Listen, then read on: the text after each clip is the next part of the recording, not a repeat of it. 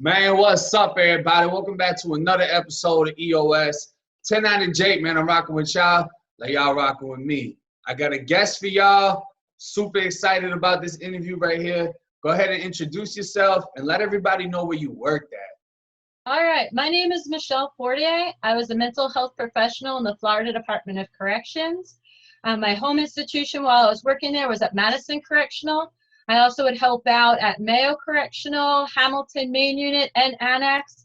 I would also help out occasionally at RMC. I would also help out at Swanee, both at the Annex and at the Main Unit. I think that's all of them. It's a lot of spots. That's a lot of spots.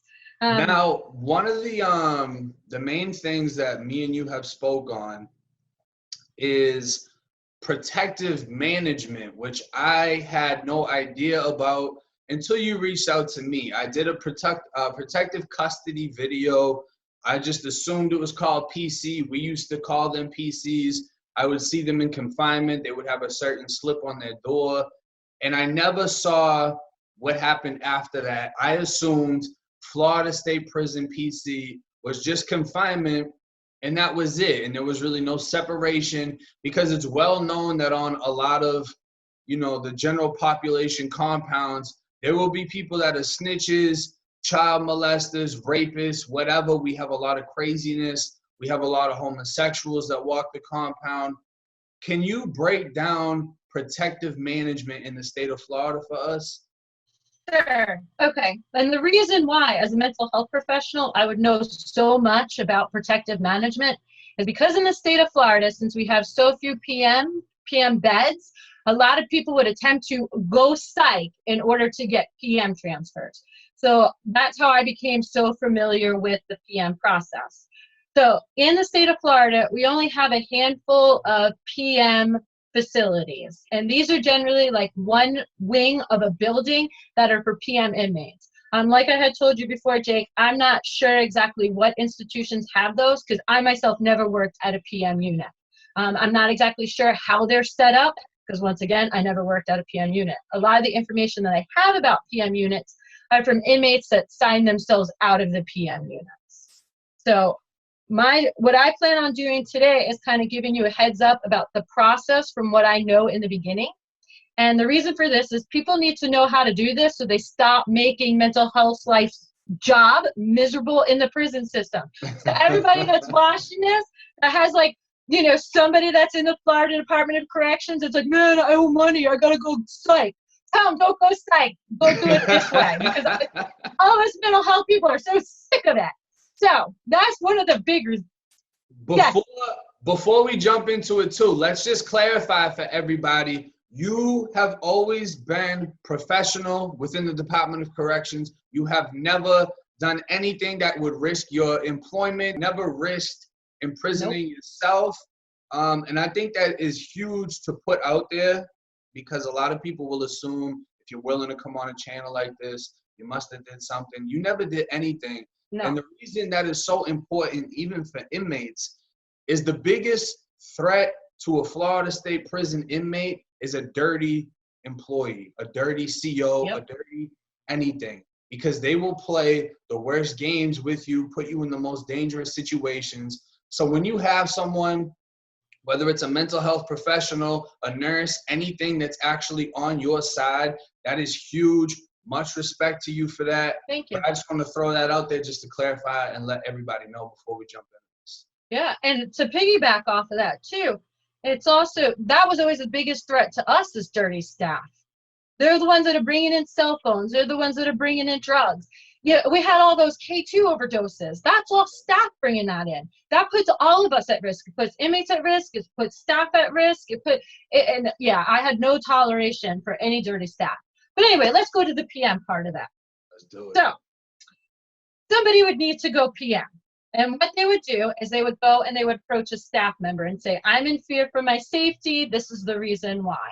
And a lot of times, even at that point, it would be where nobody wanted to do any of the paperwork, because half the time when people are checking in, it's because they owed money. It's because, they were trying to switch dorms, something foolish like that. If you dug your own hole, the way it was always felt about is dig yourself out of that hole.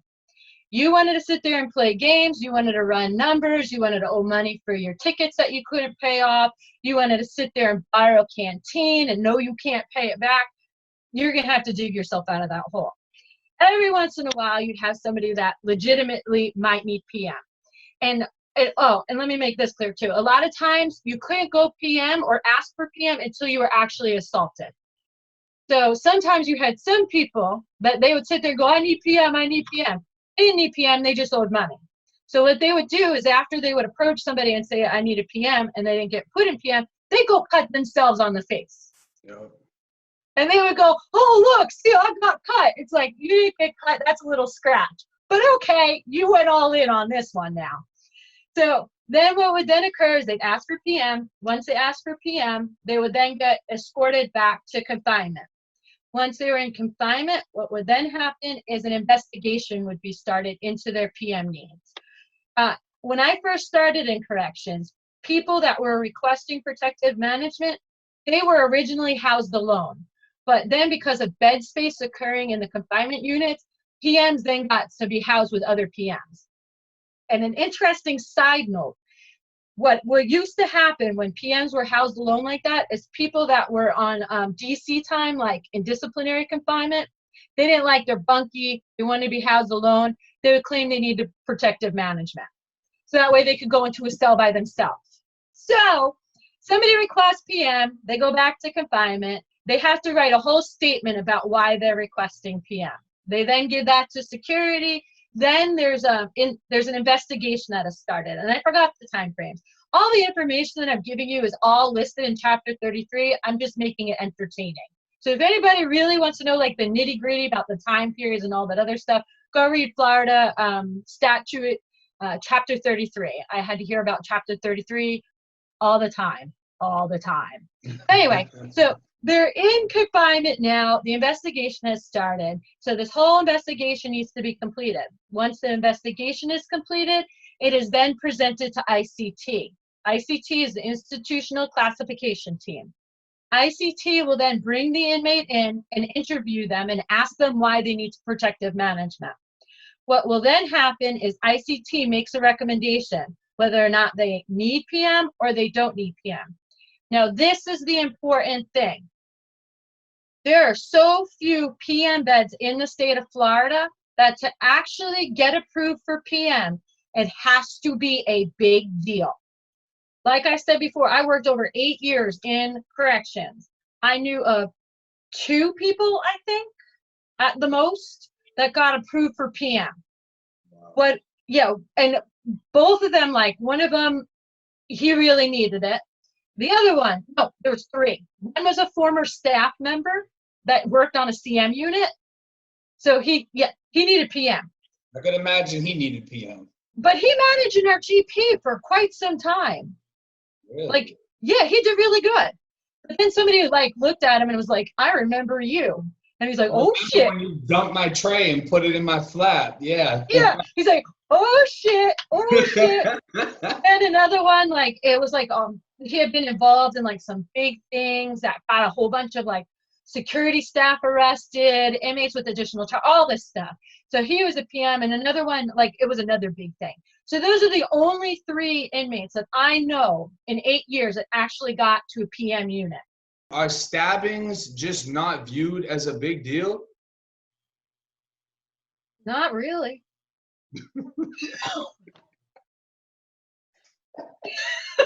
Florida, come on, save us. It is what it is. It's like, I've seen so many stabbings. I've sat in with people getting stitched up after their stabbings. There was somebody where, when I first started, he had actually been like gutted like a fish. But that didn't happen in our compound. He was like in our infirmary. But I think once he healed, he just hit another compound in an open population. Like, it's really difficult to get into PM unit. Very difficult. And do you feel that that would play a major role in the number of deaths, the number of attacks, the number of people that have been attacked multiple times? Oh, absolutely. Absolutely. You can't hide anywhere. There's no hiding. And what I say is, like, once cell phones became the way that they are, like everywhere, what would happen is before there were cell phones, you could kind of jump from compound to compound, hope that, that whatever was following you kind of died down, that somebody did something worse and they were going to go after them more. Once you had cell phones, though, all you needed to do is call the next compound and say, hey, because, where inmates were going was always supposed to be secret, but everybody always knew where they were going. Every time there was people leaving, everybody, inmates would come say goodbye. They'd be like, oh, this is 48. And I'm like, how do you know you're leaving? Oh, I don't know. So everybody knew they were leaving. So, and everybody knew what institution they were going to. So all they would do is somebody would say, oh, so-and-so checked in here at Madison. He owes me money for this. Make sure I get my money. And all he would need to do is call. Before, you had to write to your people. You had to look it up on the internet, get in touch with somebody. It was more convoluted. And if you owed like a little bit of money, who cares? That's a lot of work for a little bit of money. But if all you got to do is pick up a cell phone and call the next compound, that's not a whole lot of work. So I feel like the cell phones increased it exponentially, the amount of violence. So let me go back to the PM part. Let me go back there. This is going all over the place. I apologize, but I like to talk. So all my prison stories. I enjoyed working in the prison. This is probably one of my favorite interviews so far. Good. Okay, so you go PM. Now, the thing about when you're standing in front of ICT, they usually want you to tell on some stuff too. That's usually how it goes. So if you don't tell on anything, ICT is usually like, yeah, you're not telling on anything, you're going back out to the compound. Sometimes it doesn't happen. Sometimes they got stabbed enough that it's quite clear they have to leave the compound. So that usually, if you got stabbed, you're usually leaving, but you're not going to a PM unit. What happens is ICT makes a recommendation to state classification. State classification, and the recommendation is usually, protection needs can be resolved by moving to a new compound. PM denied. So what it is even though you might be moving to a new compound for PM reasons, you haven't been approved for your PM. What they're saying is that your PM needs are going to be met by leaving the compound. The only way that you're ever approved for PM is to go to a PM unit. Everything else is considered denied PM, moved to another institution to resolve PM needs. Yeah, so that's more or less what I knew of, is if something happens, you pretty much just get transferred. And I've looked into it. We have 4 regions in Florida, 143 facilities, 50 major institutions. So it's like if you're at Dade CI and they send you to Jackson, you're as far as you could possibly be. But let's be clear. Let's be clear about something. So you know how inmates like to game the system? You've heard of this, right? So what was occurring is inmates would go, oh, I can check in PM and try to get closer to home. So they'd be up in the panhandle and say, oh, I'm scared of everybody up here. I need to go down to Dade where my people are. Then it became where you were going to stay in the same region. So if you checked in at any of the institutions in Region 2, you were staying in Region 2. You were not going to Region 3. You were not going to Region 4. You were not going to Region 1. In order to move to another region, you basically had to prove that you could not stay in that region. Otherwise, and for a while it was crazy. Like our institutions, like we were swapping with like 4 other institutions in our region. So anybody that went PM went to the next camp with the other PM people. It's bizarre. And it's pretty well known that some of the most violent prisons or worst prisons are all on the Panhandle. Oh, yeah. The COs are the worst. So everyone was trying to get away from Appalachia, and it wasn't working out for anybody. Like everyone was like stuck. Either that, or you just get sent to something that's right next door, and it's the exact same thing going on. Yep. Our institution, they were usually sent to Taylor. Who wants to go to Taylor?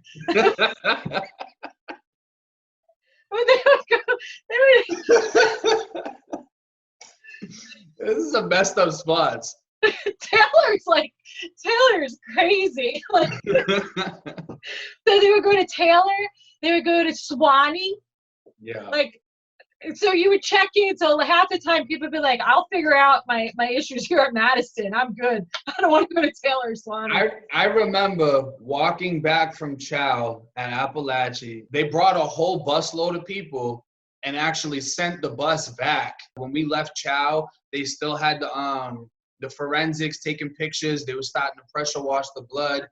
And they sent the bus back. And we were just thinking, like, imagine being on that bus. You just told me that someone got killed here today and I have to come back tomorrow. Like, I'm not coming back.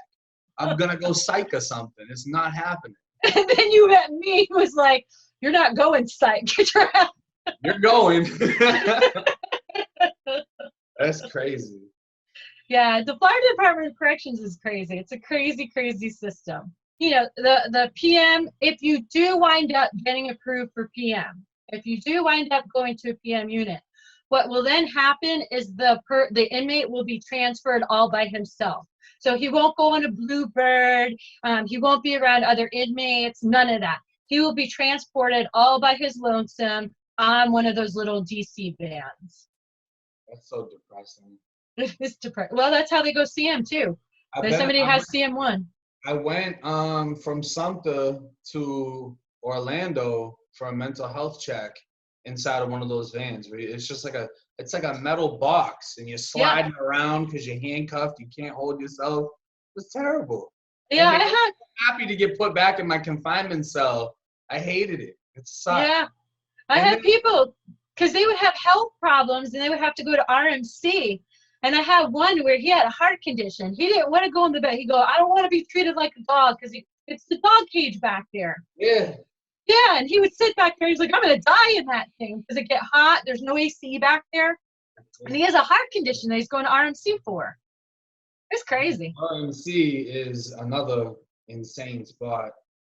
That I got a lot of bad memories from that spot. I didn't like anything in there. I know in I block, because it's bad cells, the COs would keep, you know, like one of those big like 5-gallon buckets that would have paint in it, and they would fill it up with water, and in the middle of the night they would come splash it on all the YOs to wake us up through the cells, and then we'd have to go outside and PT in our boxes. It was insane. But I never wanted to work with the Jits. No, we're pretty wild, but at the same time, we can be cool, though. You know what I mean? Sometimes. Okay. Sometimes we were all right, but most of the time we were pretty off the chain. Yeah. You know how it goes. Running around hitting each other in the head with lots all the time. And I loved my job. I loved what I did. I left because of the politics. What was some of the craziest things that you saw or knew about while you were employed with the Department of Corrections? I can't even begin. Like, what year? What year? Like, because there was crazy things all the time. There was always craziness going on. I think it was in 2013 that Corizon came in. And that was the first privatized medical company. And that medical company has been sued numerous times in other states. And they walked away from their contract in the state of Florida. Also, after that, you also had K2. You had a lot of K2 coming onto the compound. Yeah. And with the K2 coming on, I had a couple inmates that overdosed and died. It was crazy. The K2, and I would watch people, and they're like, some of my inmates on my caseload, I'd walk over them high on K2 because they would have to bring them up for medical. And so then they'd be flopping around like fish all over the place.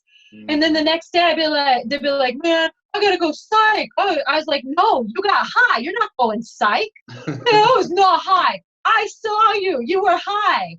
But they wouldn't know. They wouldn't remember that I saw them because they were so, and it was weird. You'd have some people like, they would smoke the same stick. You'd have one person that'd pee all over himself, somebody else that would be nodding out, drooling on himself, and somebody else in the back screaming. Same drugs, completely different reactions and it was the same thing. They smoked the same thing. I watched a video one time. This particular inmate, it was ridiculous. It was absolutely ridiculous. He's like, Miss Porter, I need medication. I was like, okay, well, let's go see. So they did a video. because he was like, oh, the reason I acted like that was because I need medication. So they videoed him because like it was in the dorm and they had the camera set up. He was sitting there. He walked up to somebody on their bunk, started pulling on them, started acting all crazy. Somebody was like kind of calming down, you know, because you don't want people to see all this drama in the dorm and security come in. So they're talking to him, put his arm around him. He takes water, dumps it on his own head, runs up to the officer station, climbs up the officer station, and starts doing leg lifts. So then security comes, and this is all on video. I watched the whole thing. It was awesome. But he needed awesome. Bed. And so then, like, security comes in and is like, okay, you know, stop what you're doing. They cannot get him down. They cannot get him cuffed. Every single time he starts going down, he pops back up again. Like, and then he wanted to claim police brutality. I'm like, I watched the video. Nobody was brutalizing you except you. Brutalized that K2, that's about it. I'm telling you. Yeah, so I think K2 has a lot to do with it. But then when you have K2 and you have that amount of criminal activity, you're going to have people stabbing each other over it too. Yeah. And then you're going to have junkies that they go and they use it, then they can't pay their bills. And so then you have an increase of stabbings and violence because of that. So I think a lot of it had to do with the K2. How many, you know, obviously you helped a lot of inmates and helped inmates with what they go through inside of the prison system. How was it for you? I'm gonna assume you had endless cases where people you worked with have been stabbed or assaulted in some way, possibly even killed.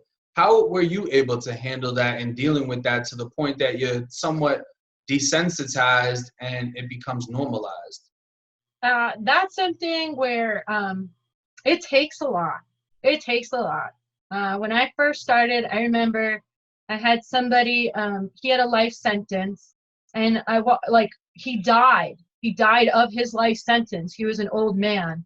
And that just blew my mind right there, to watch somebody die in prison. Like, that blew my mind. And that made me, like, and then I really started recognizing what prison was. Like, when you have a life sentence, that's it. That's it. You die in there. And that's really, really sad. I've dealt with a few people that they died from old age. And I think that's the saddest death of them all, honestly. Yeah. And I've had people, you know, I had one of mine, he got killed. I'm not going to mention institutions because then I tell on the people that I saw, and I can't do that. But I've had people that were on my caseload that wind up getting killed, and it breaks my heart. It absolutely broke my heart. It does mess you up. Like, having to step, like, because I'd go and I worked in medical. So if somebody got stabbed, there'd be like a trail of blood coming up the compound, and you'd have to step over the trail of blood. Yeah. You'd hear people screaming, you'd hear people yelling. You know, my people on my caseload, because I always pick the bad ones. We had this discussion before we started. Mm-hmm. If you were a troublemaker, you were on Mrs. 48's caseload. Everybody else got easy ones. I was like, oh, you like stabbing people and setting people on fire? You're on my caseload. I gotcha. I gotcha. We're going to stop setting people on fire. We're going to stop stabbing people. I always liked the challenge. But that also meant that mine got stabbed more often. Mine often got sent to CM more often. Because I just picked those riskier ones. But I enjoyed those, because when they started to get it, it was really amazing. Because I dealt with people that lived in a box because they were on CM forever. Yeah. And then I would tell them how to not be on CM. It's like not that hard. Like, they give you a little book that says, don't do these things. Why am I still in here? It says, don't stab people. You just can't. You're not supposed to. And they go, oh, but those are the ones that I always like. But yeah, it was a very rough job. And, you know, sometimes and as staff, you're not supposed to care about inmates. Yeah. And so that was a hard thing too. But staff, they do. You have bad staff, but you have a lot of staff that they do want to do a good job. They do want to make a difference. They do want to do what's right. I agree. Yeah, but you have some inmates that just make it so hard. That's something that I wanted to say is you definitely have staff that come in with a positive mentality and, you know, the mindset that they're going to be professional, and the backlash and treatment that they get from the inmates can change them, can make it that they start to have a hate for the inmates, especially disrespect towards women as far as gunning, like I just did in my previous video. I'm sure you've dealt with situations like this. But you know, I've seen a lot of COs come in and they start off nice and then it just completely turns to something else because of how a lot of inmates will treat them. And then at the same time, the other correction officers will hold them accountable, and if they're being too nice, it becomes mandatory. Hey, you need to put some people in confinement. You need to start giving out some DIs. You need to show us that you don't like them. But one thing that I feel definitely goes unnoticed and that I feel is major as far as having an impact on the prisons is for the employees. I feel that the desensitization towards violence and even things like PTSD from the things that you see, the things you experience, it's always focused on the inmates when the staff experience a lot of the same things. And for a lot of inmates that are inside of the prison system that turn cold-hearted, are used to seeing death, joke about it even just as a way to get over it, the COs in return are the same way. And for inmates coming in that aren't desensitized, it's almost scary in a sense to come across a CO that has no feeling or emotion because of how many years he's dealt with seeing these things. Do you know of if there is any mental health mental health programs for the employees? And do you think that making something like that a mandatory thing would be helpful for the staff? I think it would be helpful for the staff to be mandatory. Also, they do have EAP. So like if a correctional staff member wants to go get counseling, they can get it through their EAP. The difficulty, just like with inmates, nobody wants to go see mental health. That's a big issue. And it's the same thing, like I'm in private practice. My private practice in the community is directed to people dealing with prison. And that includes people coming out because their sentence is over and they need help reintegrating back into the community and figuring it all out. My other population is people that work in corrections, because it's you working with people that have done some of the worst things under the sun, dealing with the amount of violence that we have to see on a daily basis, and then trying to go home and be normal. And you can't really explain this stuff to the people around you. You know, you can't explain half of it to the people. You can't explain it. They have no idea. They do not understand.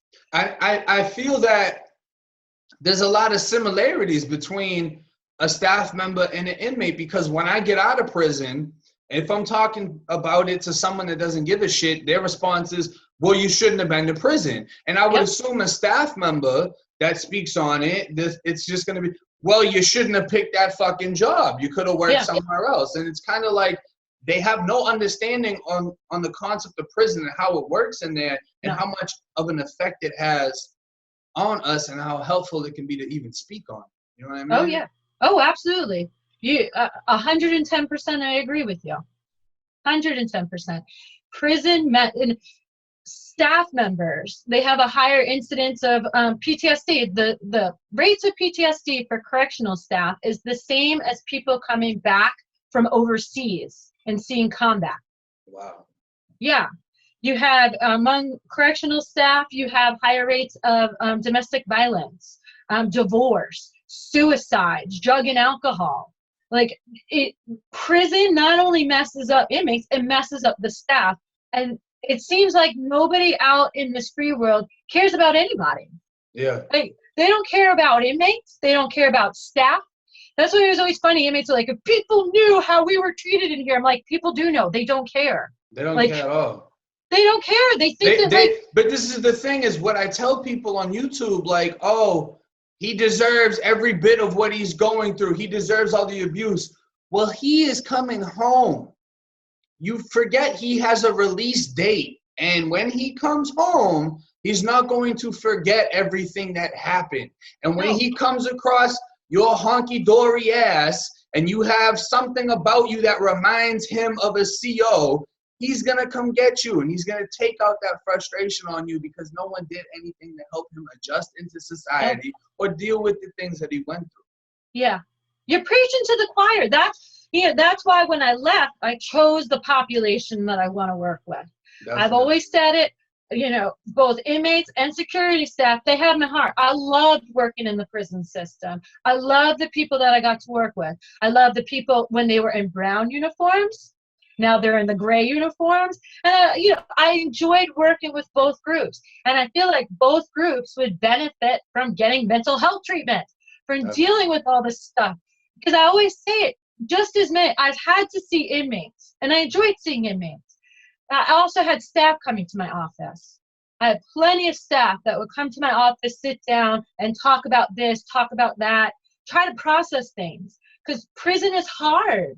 Prison is very hard. When you have to go strap somebody to the little gurney thing, and bring him up to medical because he just got poked up, that messes you up. To see that amount of violence, like we had a killing in our L dorm, in our high custody dorm, and the inmate, and this is like the case has been all settled, all this other stuff, but they basically, and the security staff, one of them quit, and it was awful. They held the one inmate down in his locker, like they held his head in the locker, and then they took like a big long metal poker, and they just poked him. And there was just blood everywhere. And security staff said you could smell. There's this smell that comes about. Yeah. And so, like, having to deal with that, that's not normal.